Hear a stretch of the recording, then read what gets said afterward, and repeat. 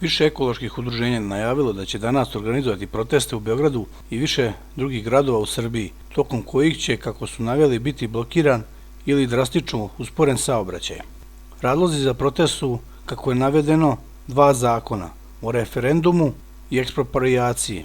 Gužve se očekuju na nekoliko lokacija u glavnom gradu, zbog čega je primetno veće prisustvo pripadnika policije u prestonici.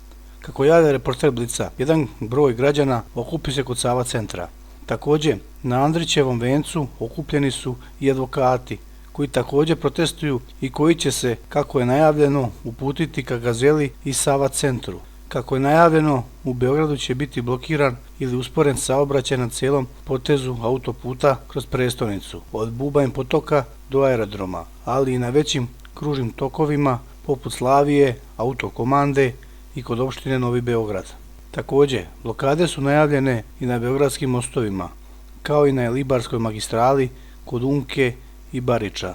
Najavljeno je da će, u zavisnosti od lokacije, okupljanja počinjati već od podneva, a blokade bi trebalo da potraju 2 sata. Reporter Blica javljaju da je veći broj pripadnika policije raspoređen po Beogradu, a pripadnici MUP-a mogu se primetiti na većini najprometnijih ulica. Ministarstvo unutrašnjih poslova danas je ponovilo u saopštenju da je svaka blokada saobraćaja kršenje zakona, kao i održavanje neprijavljenih skupova. Podvlačimo da svu odgovornost za sve što može da se desi na skupovima koji nisu prijavljeni ili odobreni u skladu sa zakonom od strane nadležnih organa snose isključivo organizatori neprijavljenih skupova, naveo je MUP u saopštenju.